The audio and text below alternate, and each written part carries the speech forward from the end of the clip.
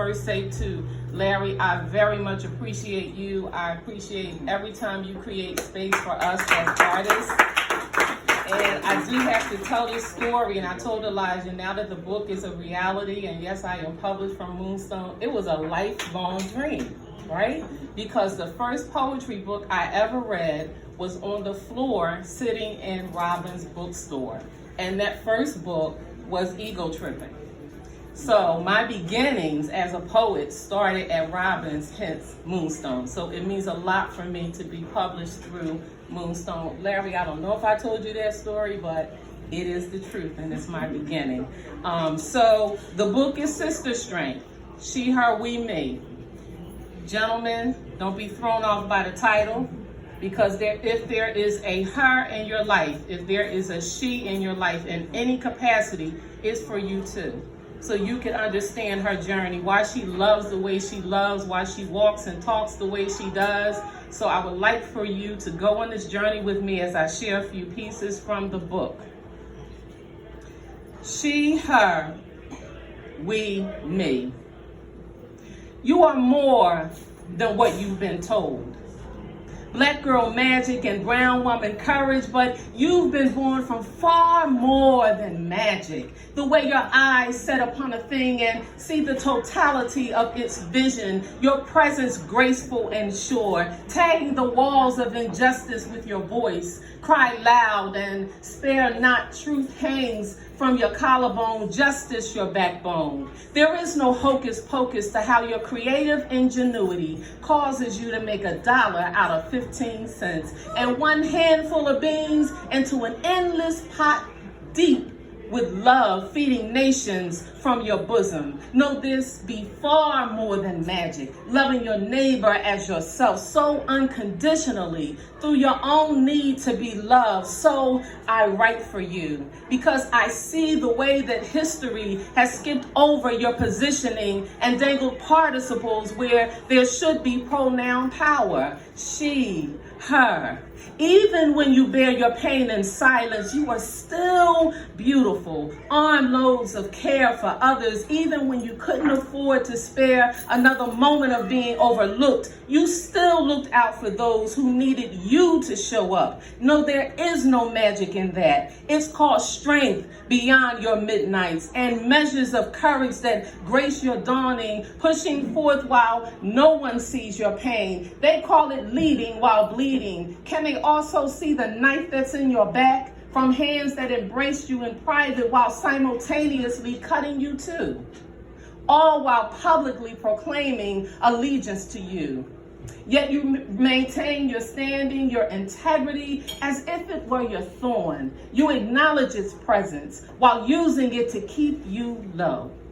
Bow down in prayer, that is, because without that, the threat of your own demise threatens to stroke their lives. Black girl rise and brown woman surprise. You are more than what you've been told. Now grab tightly her hand and then grab hers too. Follow me in the pursuit of sister strength. We be far more than black magic and brown woman courage. We be power in a dress. She, her, we, me. Yeah.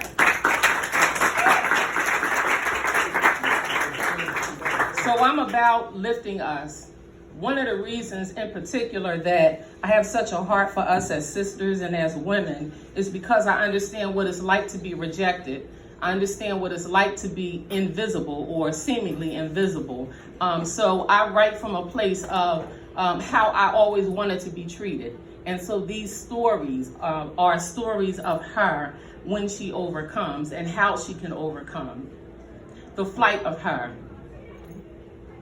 I saw her sitting there, full of trepidation and dissension.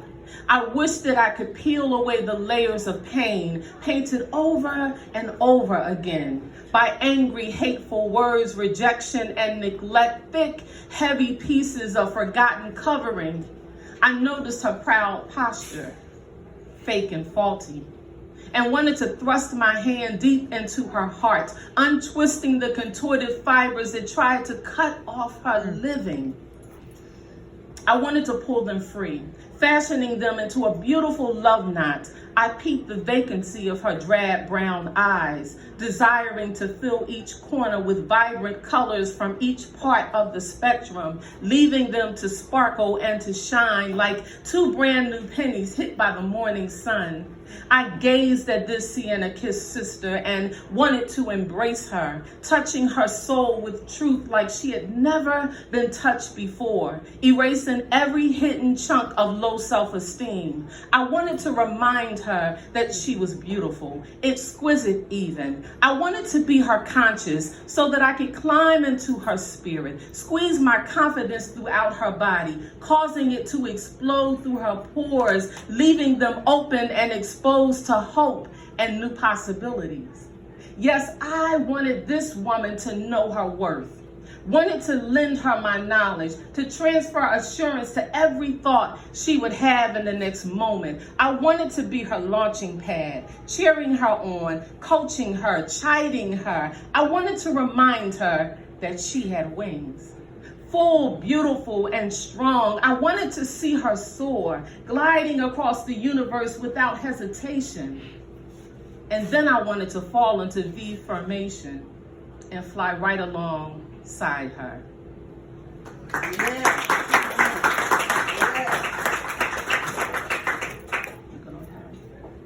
Okay. So I'm going to share a funny story. I do find poetry in everything. So I was on public transportation some years ago, and actually a gentleman got on with a very strong smell of cocoa butter, and he sat next to me. So it was a gentleman.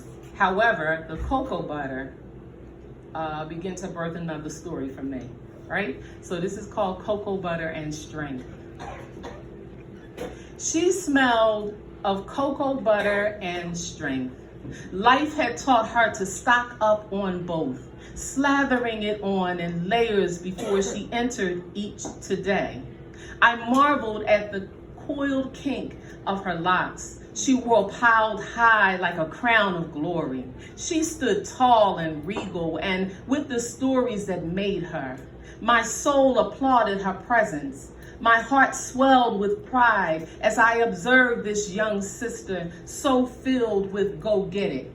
As the wheels slowed to a stop, I rose to exit, and for a brief moment, our eyes met. Locked and transference took place. Bridging the gap of generation and skin color, she smiled a daughter smile, and this mother smiled in response. And right there, empowerment, respect, and inspiration gave birth to hope. I exited the bus intoxicated by cocoa butter and strength. I walk a little taller, feeling ready to enter this day. Thank you, young sister, for who you are and for who you are becoming. Destiny looks good on you.